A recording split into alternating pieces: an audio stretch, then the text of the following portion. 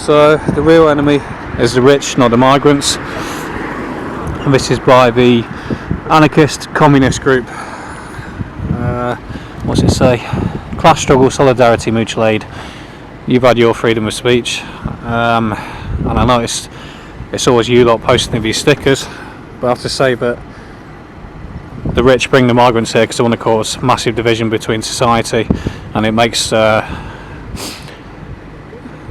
the workers struggle against each other. Obviously drives down wages because there's more competition, so I think there's a lot more to it than what you put in here.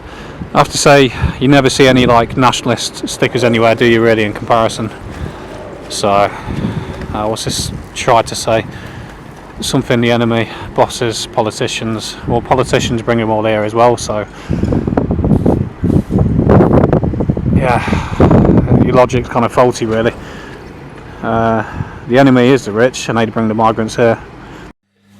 You're right, all. So just to add a little bit of extra into that video, it was quite cold when I was making art, so I didn't really think of everything I had to say, and also there's a cyclist going past me really fast. It was by King's Cross Station, and yeah, I come across that. I was outside having a smoke, waiting for the train, and then come across that, so thought I'd film it.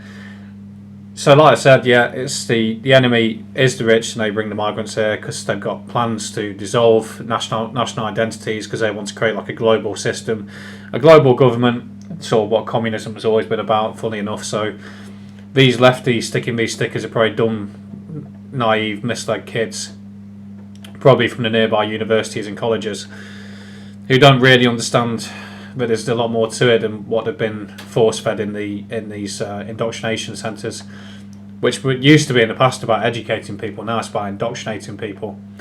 So it goes back to that saying someone said to me recently, that we've got a vocal minority and a silent majority in this country, because it's mainly these communist stickers you find all around these big cities now. Manchester's full of them, London's full of them, it's everywhere, to be fair. But it's a gobby vocal minority, and the vast majority of people that were probably cycling past me after a long day in the office, going home to pay their taxes and keep their head down and work hard, would probably vote for someone like Conservatives or Reform rather than Labour. I think it was only 1 in 5 people voted for Labour at the last elections, and now that lot are running the country and running it into the ground. Also, I got to mention about the absolute nightmare it was last night. So the plan was to go back home, head back up to the Midlands, and the tickets I was given at Derby train station weren't super off peak, I think it was, so I had to wait till 7 o'clock, so 2 hours. So I went into like a local pub nearby, 2 bottles of Bulmers and 2 portions of chips came to £30. And also I tried to change my ticket, and I thought it was going to be like 10-20 quid, to get me on, to change the ticket I'd already bought so I could go home before 7 o'clock and get on with the journey. £103 to go from London to Derby. A return had cost me £53 to go to London and back to Derby. Obviously over a period of a month, I had a month window to do that journey back as well. Just to change my ticket would have been £103 for one way. Absolutely ridiculous.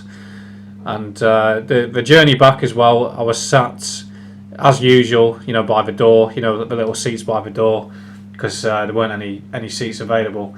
And when the call to Leicester came, for people to get off, I just stood and observed, you won't like, some people won't like this, but I'm saying it as I see it, I'm just saying it as I see it. The ethnic demographics I watched getting off the train, and it was, without exaggerating, something along the lines of Indian, Chinese, African, Jamaican, Indian, English bloke, Indian, African, English bloke, something along them lines.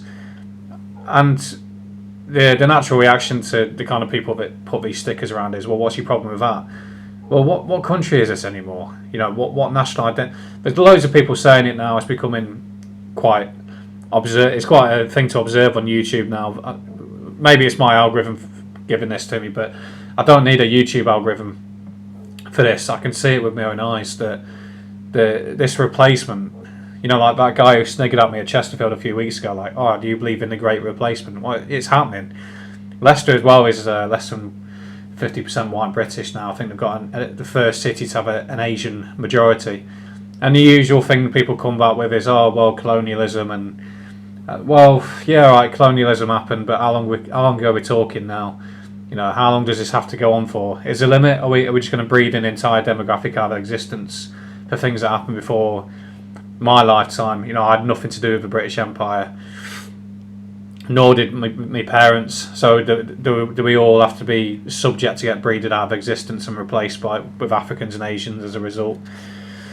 I've gone off on one there. I didn't really intend for it to go that way, but I'm just observing, reporting back what I've seen with my own eyes, and also them stickers. You know, you've got your freedom of speech to put your stickers up and put your. And I just have to think. Imagine if because King's Cross St Pancras International, you've got people coming from all over the world there. You know, you've got people coming from mainland Europe, in particular, obviously with the Eurostar. But there's large touristy groups of sort of Oriental Asians, maybe Japanese as well, kids on holidays, etc., doing a visit to England.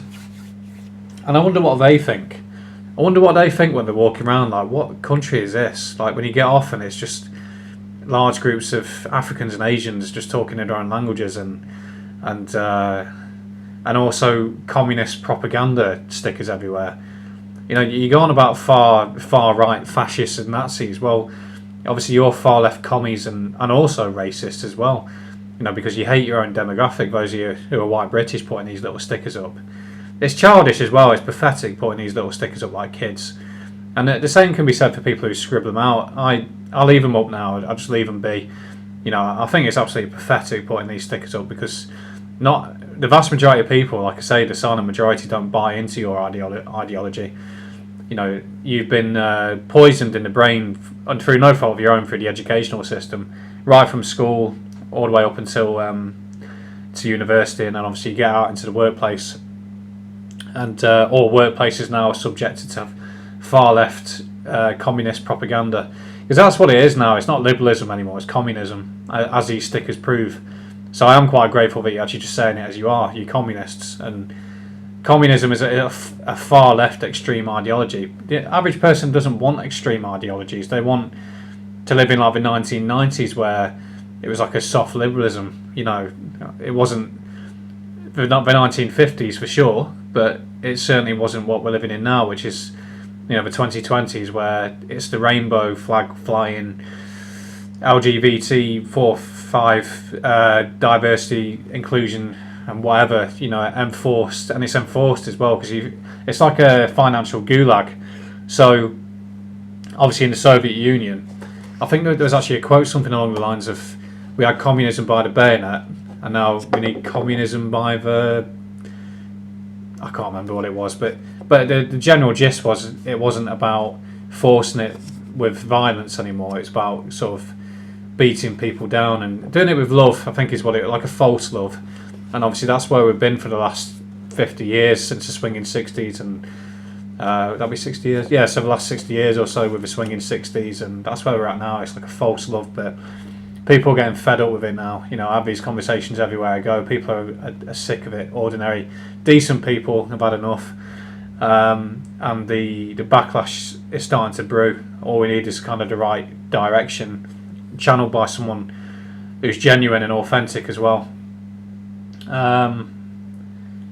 Yeah, so that's it. The financial gulag as well, before I forget, it's a case of, in the past they had to force it with like gulags and concentration camps and stuff, like the Holodomor sort of stuff in Ukraine. But now it's all about finances. So if you don't agree that diversity is a strength, or you go against the grain with misgendering somebody and you lose your job, you can't support your family, you know, that's what these lefties have done. These freedom-loving, inclusive liberals who just don't like including people who disagree with them, and also don't believe in free speech and freedom of opinion if it goes against their own. Yeah, totally gone off a rant. One I expect wasn't intended, but I've said it, and that'll do. Cheers.